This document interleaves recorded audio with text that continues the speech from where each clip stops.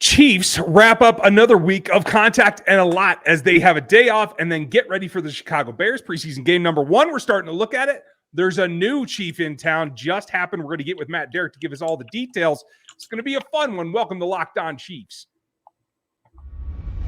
From the land of the free and the home of the Chiefs, this is the Locked On Chiefs podcast.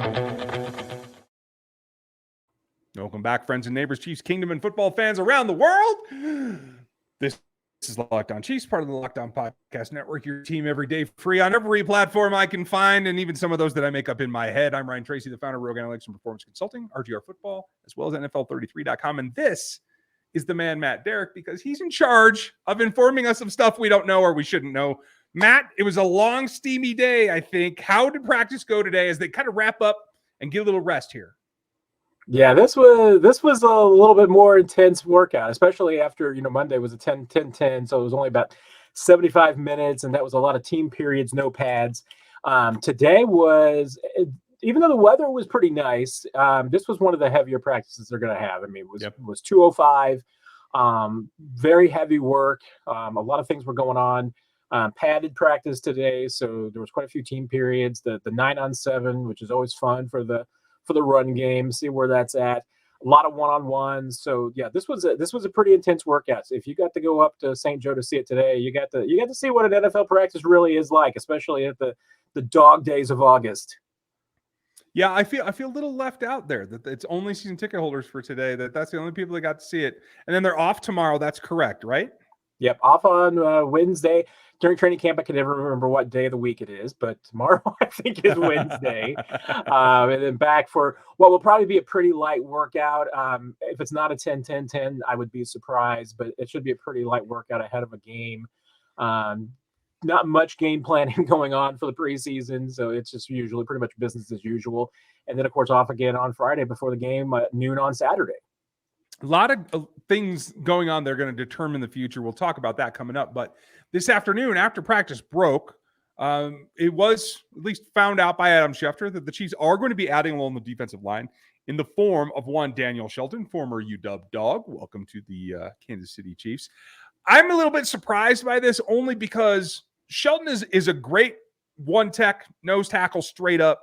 He's not a pass rush demon. 5 pressures in 2021. So it's not exactly fulfilling the one need that I feel like the defensive line interior needs to bolster, as that is more pass rush. What does this move kind of tell you about the status of the tackles themselves? Yeah, I mean, the one thing it tells me is that, depth was still a need. I mean, you're talking about needing some pass rush help. Bottom line was the interior, defensive interior just needed some depth in general. I mean, we're talking about, hey, the Chiefs were going to keep 10 defensive linemen. Right now, I think it would have been before today a 6-4 split. I mean, really only 4 defensive tackles that I think have made a compelling case to be on this roster. And it probably also tells us that, that maybe that the Chiefs don't feel completely confident in their options with some of those edge guys and outside guys kicking inside. We've seen a lot of that rotation during training camp, especially with some guys like Mike Dana, who did that in college. But I still think that his strength is probably on the outside. So, yeah, I mean, if you were going to go 6-4, your idea there is that you've got some edge players that you can kick inside and play a little bit. I think the Shelton signing tells us that maybe that's not, maybe working the way that they anticipated, or, maybe it's just not as optimistic about it.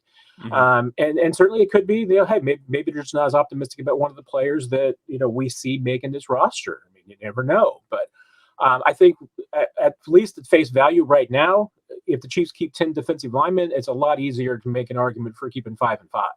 Yeah, that's kind of where my head went right away as well. It also went, of course, and you're going to have to talk me off the ledge here. So you're telling me that they're going to run a bear front all the time and cover guard, center guard, because now they have 3 able bodies in there, right? You can do a lot of things now, Ryan. No, folks, no exaggerations here. No, it's a 4-man front. They're just adding that. I really like the fact that now that they can rotate Noddy and keep him a little bit more fresh on the early downs. And if you do, when you get teams that want to try to run down your throats, now you have 2 full size, let's call them individuals, that can eat up space in there and demand double teams, not only at the 3 tech, but at the 1. And now I think that gives you a little bit more versatility. when teams want to try to come at you with power. I like the move myself. How do you feel about what it does for the overall defensive alignment? Well, I think you hit it great right there, which, one of the things that I've been kind of hearing is that, that the Chiefs just didn't feel like that maybe they had a true one tech, somebody that could really, play over the middle like that. I mean, Chris Jones at his best, you really like to see him as a three tech. Other than that, don't really have the mountain kind of a guy that Shelton is. I mean, he is a bit of a different body than the others. Even, I wouldn't even necessarily put Colin Saunders into that category because, he's still, even with his body type, still kind of relies on quickness more than just, power and moving people around and everything. So Shelton's a different breed. I mean, he is. I mean, he's definitely going to be more of a run stuffer. It's not, necessarily about as much of the passing game with him. We'll see what Joe Cullen can get out of him. I mean, maybe that he feels that there's something a little bit untapped there. Although with Shelton, he's a veteran guy. I would normally say he is what he is. But veteran too is also a key because that's something as far as just experienced production that the Chiefs don't have in spades along the defensive line rather. And really, Barry Notty is their second most experienced and most veteran players behind Chris Jones. So Shelton's just another deep body in there that I think is going to help. I see this as kind of a polar opposite from the acquisition of Jaron Reed last year, who I felt was more pass rush upside than run upside. But in fortifying the line, I think that allows you to give Chris a little bit more break on early downs, maybe heighten his ability on third, keep him fresher. Is that something you think they have to build into this process? Yeah, I think it does. And, and to me, it's another case. And Carlos Dunlap fits into this category. And I think even Frank and Chris fit into this category is, let these guys do what they're capable and able to do at this point in their careers and try not to ask them to do anything more than that. I even though I know Carlos Dunlap wants to play more, Frank Clark wants to play a lot, Chris Jones wants to play a lot, especially for all the three of those guys, and Shelton fits in that category too. You're going to be at your best and freshest if you're able to limit the workload for all of these guys and rotate them. This is just another piece to that. I mean, it is much easier now for Joe Cullen to, do some rotations along that defensive line. And honestly, I mean, it's all about trying to keep guys fresh into December and January and not just late into games. So to me, if this is a way that you can now ensure that nobody on your defensive line is playing more than I think you'd be ecstatic if nobody was playing more than 70% of the snaps. But, if you're able to get some guys even into the 50s and 60s, I think that's an improvement. I think that's going to help the defense all the way along. And if I was going to put money on that, you guys know that I'd go to BetOnline because that's the spot to do it. They give you everything you need for your enhanced wagering abilities from your favorite sports, including football. Is there another sport? I'm really not sure there is. As well as the odds, lines, games, all the podcasts and information that you need on all those other leagues that fill up the rest of the calendar year when it's not football season. But you can begin there by getting everything you need on their website. Super easy to navigate, very easy to find. It's BetOnline, where the game starts. Another addition, return, I guess is what we should call it, is we could see more rotation at the cornerback spot too, because Rashad Fenton was back in practice, off of the PUP list official, correct? Yeah, off of the PUP list official, passed his physical, was out there today for practice. There will be an acclimation period, so they'll get him ramped up, a little bit slowly, just like they've done with Carlos Dunlap. Probably a little bit slower than what Orlando Brown went through because, Brown wasn't dealing with an injury. So there'll be a little bit more time. He's not going to play Saturday against the Bears. That's not part of the equation. I think probably more reasonable would be to circle the third preseason game. I mean, maybe he's ready for next week, but I think that would be the bigger target. And all along, the Chiefs just wanted Fenton to be ready for week one, and they've been able to get a lot of things done in his absence. I mean, they've been able to get a lot of young guys, especially Josh Williams and Jalen Watson, a lot of looks. But now with Fenton coming in, and after you get past this preseason game and he starts getting acclimated, I think you'll start to see them settle down into what their, top three starters will be, which will be McDuffie, Snead, and Fenton, and then go from there. I mean, obviously they've got a lot of young guys competing for those other spots, and it's going to be some tough decisions, but there's no doubt. I mean, the Chiefs view the Fenton, Snead, and McDuffie as their top three corners. I like the competition fact. In fact, when I look at what happened at practice today, like you said, it was little bit more of a battle, a little bit more physical. I felt like the defensive backs, the corners in particular, came out ahead on a lot of that today. How was their performance with Fenton back in the mix? Yeah, I mean, I think this defensive back group honestly has performed better than expected, and the competition I think has probably elevated everybody. I think L'Jarius Sneed's had a pretty good camp. Even in the safety group, I mean, I think you've seen that. But the one thing that's been big to me about this, especially with Fenton's absence, has just been what it's meant for those other corners that the Chiefs drafted this year, because everybody got more work, and certainly got more work with the ones. You know, and I say that because I think it's important for everybody to kind of tap the brakes a little bit about hey, you've heard great things and seen that Josh Williams and Jalen Watson are getting a lot of reps with the ones, and Najee Johnson has been a mainstay on the second team defense and looks has been making actually some really good plays. But all three of those guys, I mean, the expectation is that they're not going to play a lot this year unless there are injuries. They'll play on special teams too. But they're probably more in that Traverse Ward category, as far as need a year to learn. And maybe late in the season, like Ward did, maybe they can contribute if needed. But that's kind of the where the expectation is with this team, that they've got two veteran starters and a rookie first round pick that they feel really good about, and then some young guys that are there to learn. And that's what they're hoping will happen this year, and certainly what they've been able to do in camp, in part because of Fenton's injury. And I think it goes to show that everybody's got to up their game, especially, like you said, getting all the young guys those reps. It is up to the veterans just to lead them. The one-handed interception today from L'Jarius Sneed, you like to see that. That's kind of a nice deal. I still feel like this group is undervalued in general, and L'Jarius in particular. I'm expecting his third year to be kind of that leap year. Do you see that from what you've seen in camp as well? Yeah, I certainly could see that. And that's why you really need to get into the preseason to see these cornerbacks, because even though you got the pads and you can get the hands on a little bit with the receivers and everything, it's the physical part that you can't replicate in a training camp practice, and the tackling to the ground and the hitting and all of those things. I need to see these guys hit. I mean, I need to see what they've got. What Sneed has. I mean, that guy I think is one of the toughest, best tackling corners in the league. But we need to see what McDuffie's got. We need to see what Jalen Watson and Josh Williams and Najee Johnson, where they are at physically, where they are as tacklers. I mean, that's going to be a big part of it. You can't measure that on a training camp field. You have to have live competition to see where that is. And I'm encouraged by that. I mean, I certainly am. But, you have to, at some point, get out of even with pads on, you're still in shorts on a practice field, and it's not the same as live football. It's going to be live here pretty soon. We're going to talk about what the Chiefs need to get out of this first preseason game against the Bears and the situation that Ryan Poles has himself into a little bit. We'll do that coming up next. So the Chiefs are prepared. They're ready for game one. As you said, we will see a day off followed by probably a very light walkthrough-ish kind of 10-10-10, get your plays in, and then another day off. So very light between now and game day, as we understand.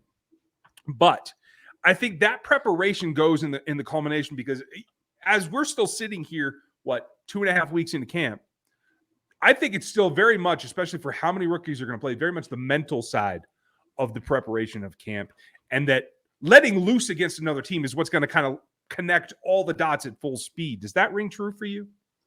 Yeah, it does. I mean, that kind of echoes in my mind, because this, part because of the collective bargaining agreement, and part because I think Andy Reid is just evolving and changing as a coach.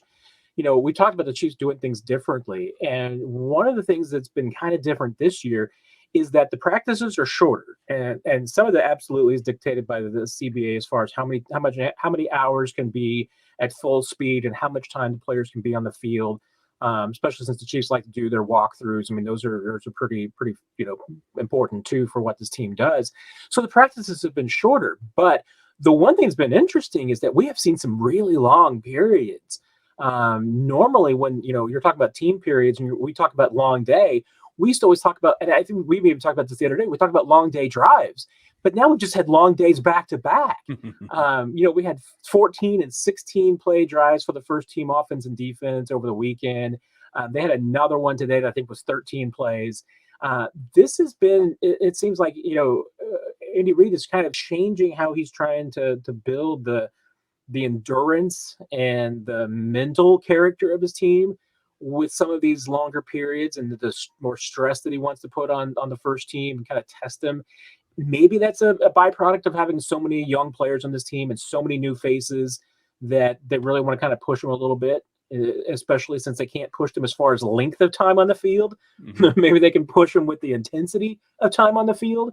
But so that's been pretty interesting to me as far as they're approaching it. And I'm really curious to see how that's going to translate.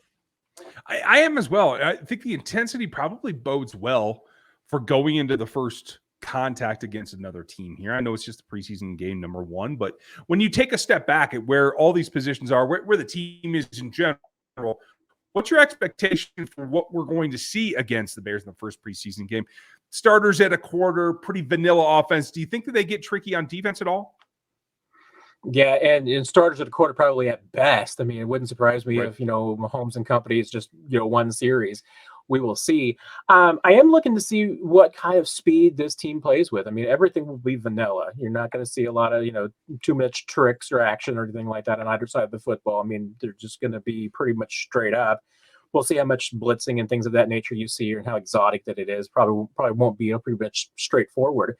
But I am interested to see just how fast this team looks. That's something that, especially on the defensive side, that they've tried to upgrade, has been to get faster on the defensive side of the football. So I kind of want to see that. I want to see if they got the closing speed. You definitely don't want to be giving up some big plays. We do need to see the communication because there's so many new pieces, especially amongst the skill players and really across the defense. You want to make sure that, your assignment sound. Those are the things that you kind of need to see.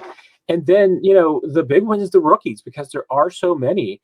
You need to see, as Dave Tobe would say, you need to see who can play and who can't, especially when it comes to special teams. I'm really intrigued to see the returners because Isaiah Pacheco, Sky Moore should get some opportunities.